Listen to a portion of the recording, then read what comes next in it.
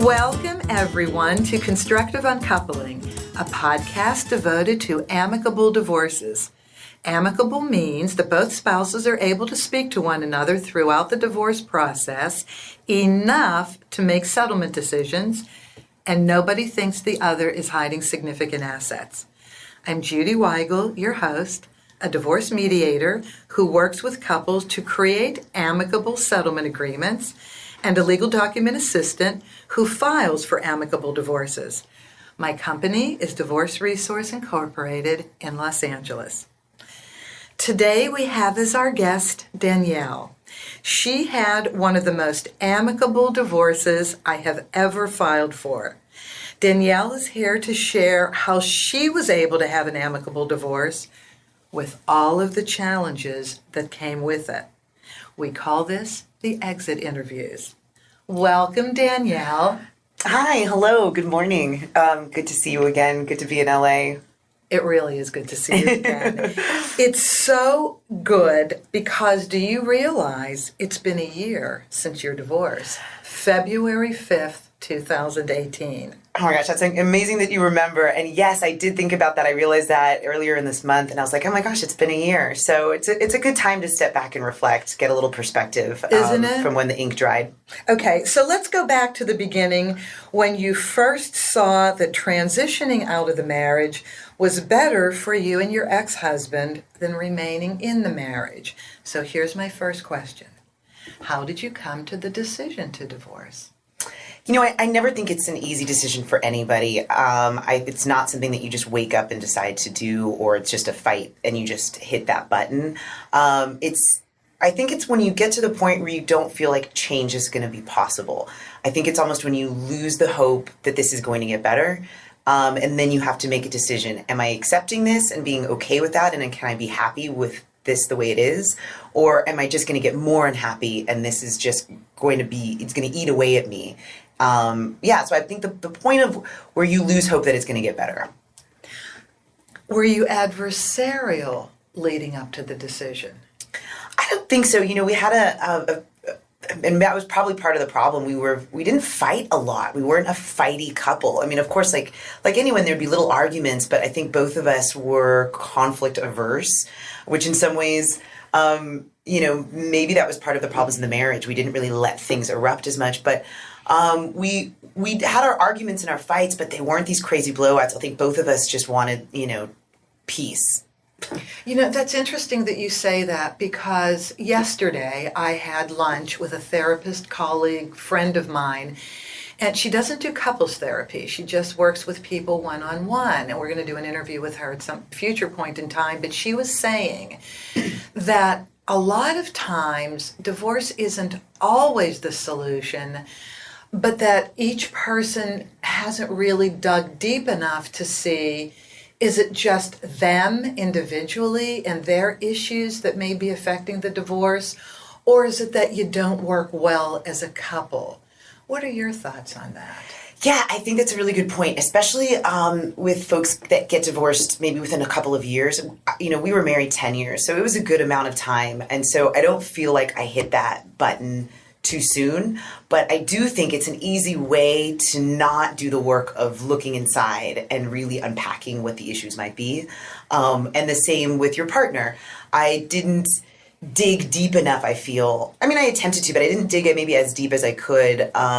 But then there's a point where you feel like, okay, I've done the work and I've looked at myself enough and I've tried with this person, and I could spend my life trying to unpack and understand myself or this other person, and it's not going to work. I think that's a really good point, too, now that you've said that, because when have you done enough? When do you know that point has already come that, yes, it is time to move on? Was it a mutual decision, or did you or he come to that decision first? It definitely wasn't mutual, which also makes it harder. I think in some ways, if it's mutual, it feels maybe easier, or, it always feels like someone else is doing it easier. But it came from my side, and it was, the other person not wanting things to change, but just wanting everything to be fine. I think he just was like, why can't you just accept things the way they are, but not being willing to make any changes.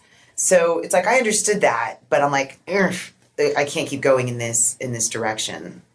Did you see that you both needed to make changes? Probably. It's always easier to blame the other person, isn't it? Comforting. I think that we both needed to make changes in our communication, that for sure. I think that we were not communicating properly to each other. Honesty? What do you mean? How would you have changed it looking back? Oh, that's a great question. And it's funny, I'll answer your question, but I'll sidestep it because I had a friend give me good advice while I was thinking about divorce. And she's like, keep track of what you feel you're doing to try to make things better because you'll forget later. And that was very true. That was so true. It's so easy after the fact to be like, did I do enough? Did I try enough? But when you can look back and be like, okay, I remember trying this and I remember trying that and addressing it in these different ways. And that actually does help because it's easy to forget. And I think as women, we are just like, we didn't do enough. We are self-blamers, aren't we? Yeah, absolutely. Absolutely. And, to this day, I don't know what I could have necessarily done different, but I think I could have looked to try to find those different ways of communicating better. I think when the communication was bad, I just put it off on the other person where, I still think there was room for maybe trying to come up with some different ways to elicit better communication and foster that. Understood. And I mean, here's what I say when I work in divorce, in mediation, which is a part of divorce, I just say, look, it's not what you ask for, but how you ask for it. And even when we're meeting just to file and I watch the communication of the couple, that's why I like everybody to come in together. It shows unity, but also I get to see what the communication is like so I can kind of prepare myself to be neutral and walk between the people as we have to do what we have to do to get through it. Right. So communication is king. I don't care what area of life. Absolutely. Isn't it? Absolutely. And I don't know why we weren't taught these skills better. I think as a society, like, why aren't we taught that we need them for work? We need them for friendships, families. So it's a skill like working out or anything else that just needs constant practice and tweaking. It really does need constant practice and tweaking. And even me, when I'm a customer of other services and maybe I don't feel I'm getting the right service or I don't feel I'm clicking with somebody I've hired for me, I really have to take a step back and say, wait a minute, let me just see if I can change my own communication. Can I elicit a better result? And honestly, 9 times out of 10, it works. Absolutely. And I think that's an important part. Okay, so did you have to go through a period of self-reflection to stop blaming your ex-husband if blame was an issue? Blame was definitely an issue. I think that's what sort of starts that process. And I think that it's really easy to blame ourselves too, but you find this like justification, you start to reflect and you say, okay, I didn't just wake up one morning and pull this trigger. There was things that led up to this. There was things that I did. And you do start to forgive yourself because you're like, I'm not just acting irrationally. This is a long chain of events where I've tried in different ways and in different tactics to alleviate these problems or bring them to the surface. And once you're sort of at peace with, okay, I feel like I really have done everything I can, then you really don't blame yourself or even the other person. You're like, that's just that person. They're not going to change, and that's fine. And it doesn't make them a bad person. Exactly. That's the other thing we have to keep in mind. Right. Maybe we're not clicking with them, and we all have our habits, that have to be accepted by the other person, but it doesn't make us bad people. And I think that's the key with an amicable divorce. I think from my experience, if it's two people that are not bad people, then they're not trying to just get each other at the jugular. They're just not working for one reason or another, then an amicable divorce is the best path. You want the best for the other person. You don't want to see them suffer. You don't want to destroy them financially. You don't want to go through more pain than you're already experiencing. So it's really the best path when there isn't this sort of mean, spiteful aspect to it. And you weren't. You and your ex-husband were the nicest people. We laughed. We did. It's so funny to say that. I know. We even laughed about it after the fact that we laughed. We talked about that. But that, I think you set the tone and you set the course for that. You put us at ease, and it was a relaxed environment. It really was. Okay, good. And I felt like everything was professional but relaxed. And that, I think, put our guard down and allowed us to take a breath and be like, okay, we're going to go through this paperwork, but it's not going to be gruesome. I love that you said that. I'm writing this down because I want to use this and remember this in the future, because that is my goal. That really is my good. goal. And successfully you did that with us. Yeah, and I say that to people as I'm ending my phone conversation, confirming a new appointment. I say, now that you've made the appointment, just relax. That's a great, just relax. We're going to take care of everything, and it's all going to be okay. And that's what people wanted to hear, but you delivered on that. So it wasn't just the nice thing to hear that, but then it's a cluster. You really delivered on that, and my ex and I talk about it, here and there. It's funny. We definitely it took three to tango. yeah, there we go. It did. It was a good mix. Okay, so the other half of blame is forgiveness. And I sometimes even might confuse the two. But was forgiveness, either self-forgiveness or forgiveness of your ex-husband, part of the process to be amicable? It's a good question, and I think forgiveness came afterwards. I don't think the forgiveness came before that, but I think someone who's capable of forgiveness will want an amicable divorce so that they can get to forgiveness. I feel like if there's the war during the divorce, it's going to get even harder to get to forgiveness. And forgiveness is crucial to cleansing. Absolutely. You can and maybe I'm wrong. I'm open to anybody disagreeing with me on this, because I still struggle with these concepts myself as a human being. But stopping the blame first is crucial. You got to get to that point, because if it doesn't work, it doesn't work, and let's just move on. But the forgiveness part, I think, is important. My philosopher self says it's important for the cleansing of your own soul.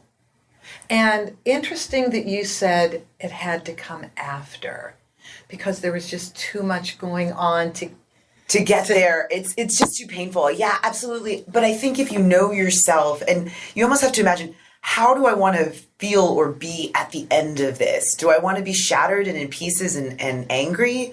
Or do I want to be whole again and be happy again? And forgiveness is a part of that. So it's like you're setting the table. If you want to go to war with your ex, go for it. Those options are there. But if you want to come out, a whole person, then you have to go down this smoother path. Yeah. But you do get to that point of forgiveness. It just absolutely takes time. Have you gotten there? Absolutely. Absolutely. I think there's still work to be done, but there's a tremendous amount of understanding and forgiveness. You may have already answered this, but let's just see if there's another portion to it. What should people understand about what they will face in order to go through the divorce filing amicably? Because divorce is a whole series of forms. Right, they have to be filed and exchanged. A settlement agreement is written, and then that's it. File that, you're done, you get your divorce decree. But in order to get through that filing process, do they need to understand anything more than you've just said, do you think? And it's interesting, because I think when you're all inside of the crazy emotions, and the emotions are inevitable no matter how amicable it's going to be, you're sort of sorting through those emotions, and you're trying to think as clearly and intelligently as you can going through that process. So I think that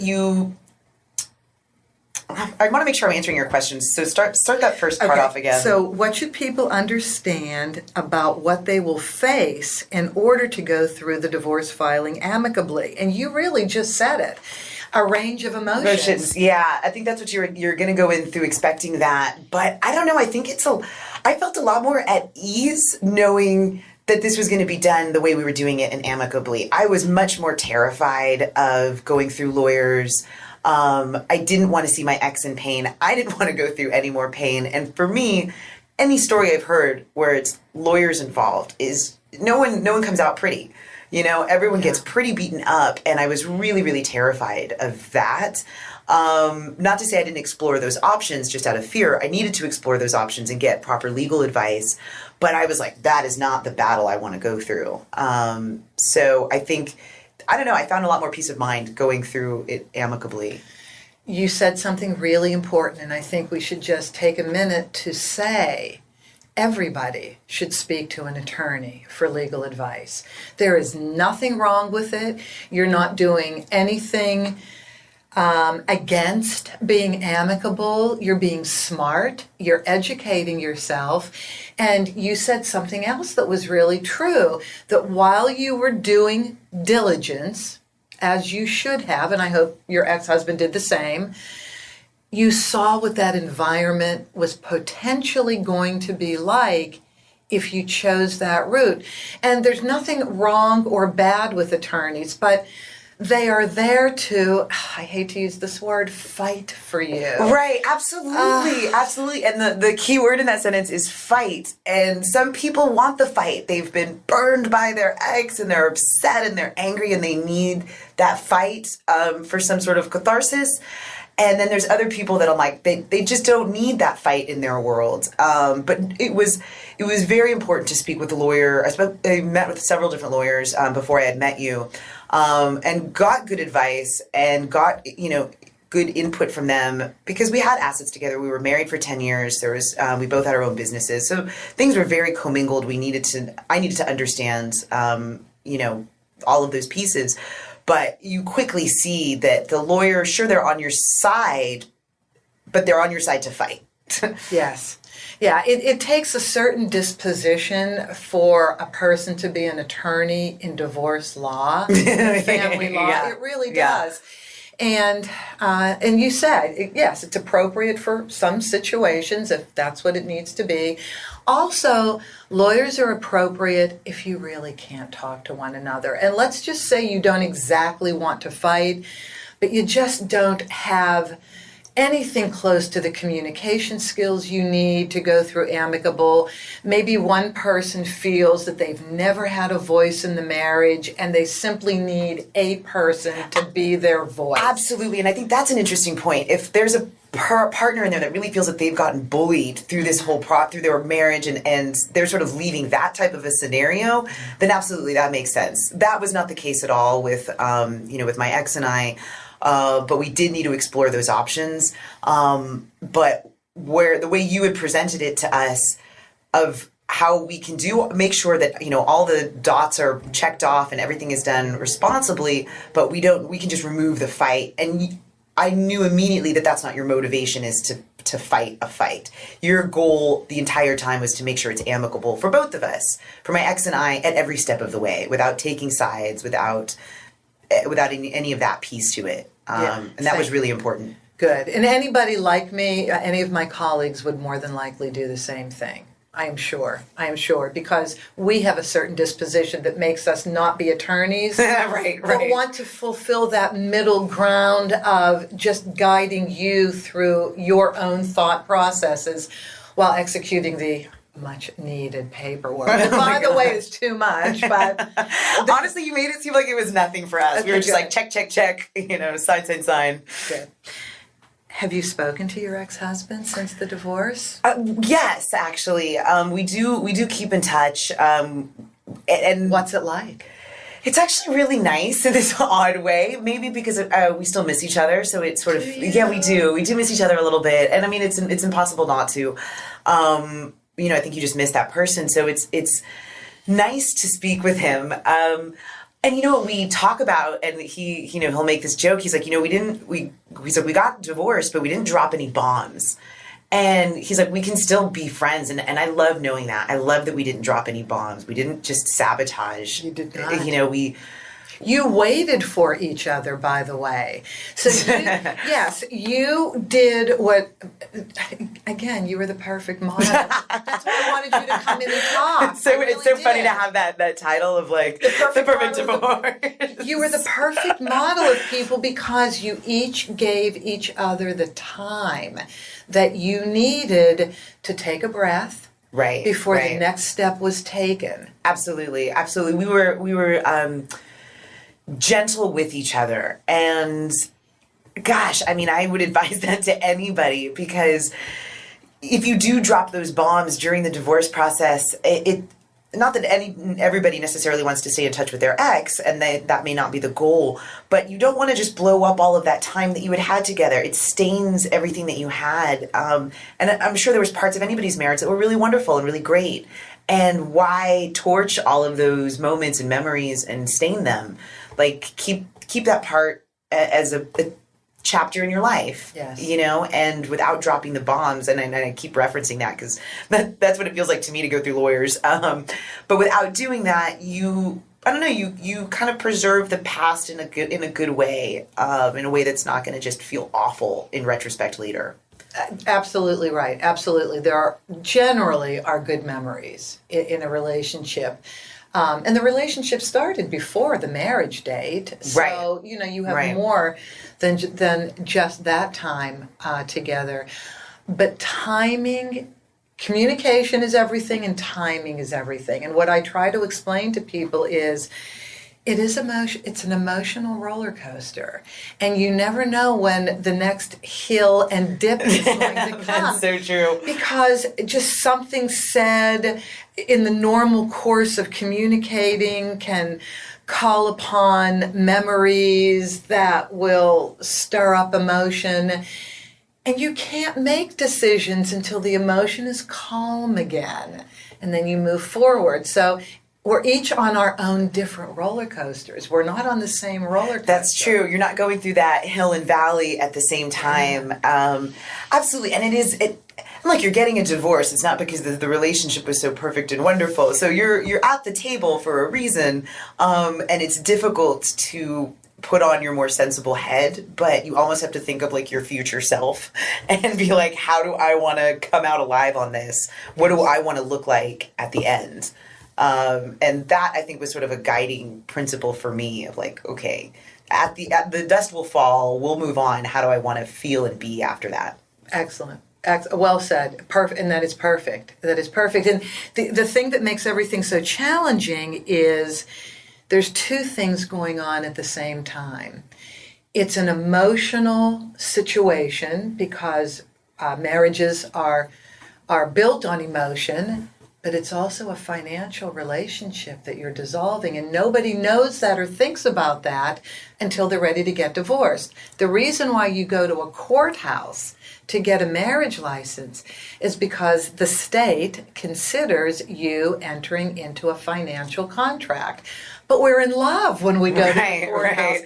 And we just think this is like getting a driver's license, Exactly. It's just a piece of paper to document a change in both of our lives. But oh no, it's much more than that. So to have to make financial decisions along with dealing with the emotions of your life, oh my gosh. Well, and I think the financial decisions become this battlefield for where all the emotions come out. It's like, okay, those are the swords we're going to use. We're going to use all the financial decisions and settlement agreements as the swords to get out all of our frustration for all the misunderstandings or whatever the reasons you're actually getting a divorce for. So yeah, I think that's the difficult part. And especially if, I'll make, broad strokes here, but I feel like men are going to be so much more protective of assets and of money, but then women are going to come in and feel like, look, I invested so much of my time, money, effort as well. That's certainly how I felt. I'm like, I put every drop, blood, sweat, and tears into our home.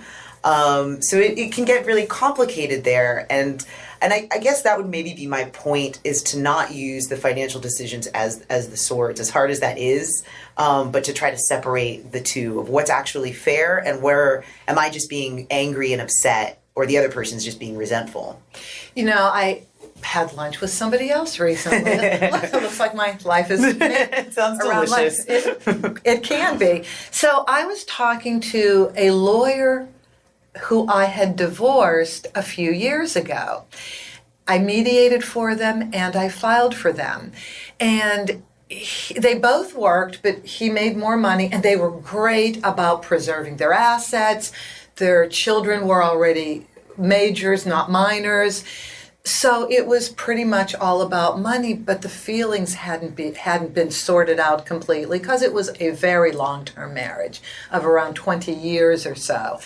So he, being a lawyer, not in family law, but in another area of law, he was getting resentful about spousal support, which is one of the big fear factors of divorce. Absolutely. It really is. And in order for him to be able to deal with it, he went to another attorney friend of his who did work in family law. And he said, look, I'm struggling. And it's becoming an issue to fight about. How do I deal with it? And his family law friend said, it's the law. It's just the law. And if you will just accept the law on spousal support in any other division of assets or debts, you'll have a lot easier time of it. But in mediation, hopefully two people have learned the law, and then they come in mediation and they act out what you just described, and that is, okay, the tone of the marriage was this, and now we have to make these financial decisions. So how much do we let the tone of the marriage influence the compromise we make on these legal decisions? And that's how mediation works. Right, exactly. And it's coming to those terms and understanding it that way. But that part's difficult. I think that's the tough one. I think that's where you have sadness. People are carrying on to this sadness as they're going through the divorce, and then it comes out as anger because, when you're so sad, you'll take anger any day. You're like, I'll pick up that cup. I'm tired of the sad cup. And I think that's how the battles come through. But at least the way I looked at it, the amount of money it would have taken going through lawyers, there was nothing that felt good about that. Even if at the end I would have gotten a better, quote unquote, settlement, it just made absolutely no sense that lawyers would be getting such a big chunk of that, or what it would take. And there's no final amount. They don't tell you up front it's going to cost you X to go through this battle. Because they don't know. So it's like, we're going to start the clock. And it's like, that just sounds awful. That's just like, what? No. At least with going through amicably with you, we knew up front exactly what those costs are involved. So even if I'm going to I'll bend a little bit here, because I know ultimately it just didn't go down the drain with lawyers in going down this other path. Yeah. Well, so many great things you've said, but lastly, here's the big question. Oh, the big one. How has divorce influenced your viewpoint of marriage? Yeah, that's a great question. I enjoyed being married. I think marriage has a lot of great qualities to it, but I don't know if that's really the end all for happiness in a successful relationship. For some reason, we just feel that marriage is going to make us feel more grounded. So I think it's changed my view on it, in that you can feel grounded and be in a great relationship without getting married, but you're going to sacrifice one way or another, I guess, is how I've looked at it. And which sacrifice do you want? Do you want to feel a little bit more grounded and be able to call this person your husband or your wife, or do you want to keep sort of that spark and that a little bit of excitement longer, and almost make yourself do the work versus getting too comfortable? I think a lot of problems in marriage is just everybody got a little too comfy. And when you're not married, you're sort of forced to do a little bit more of the work, but I think that's worth it. You're on your A game. Yeah. When you're courting, you're on your A game. Exactly. So I think there's something to be said for that. You're just more mindful of the other person, where I think with marriage, especially if you're getting divorced after a while, it's a big part of that is just getting lazy. Getting lazy and not doing the work that a relationship requires. Danielle, thank you so much. The time has gone. First of all, the time has gone so fast today, but the time has gone so fast since we last connected. I know, it really has. But it's nice to be out of that storm, and like I said, not feel bruised and banged. No, it's just been truly a pleasure working with you, and I tell friends and family that was just the best decision part of the divorce. Well, I'm happy that I could serve in that role for you. I really mean that, and I really appreciated that you gave me the opportunity to work with you. Oh, well, thank you. No, it was, we're really happy to have met you. And thank you for coming here and speaking to everybody. Oh, I do wish everybody, luck and courage and strength. It's not an easy process, but you do get through it, and the sun comes out again. It absolutely does, as it is today. Thank you, everybody. We'll be back for another podcast with Constructive Uncoupling. Take care.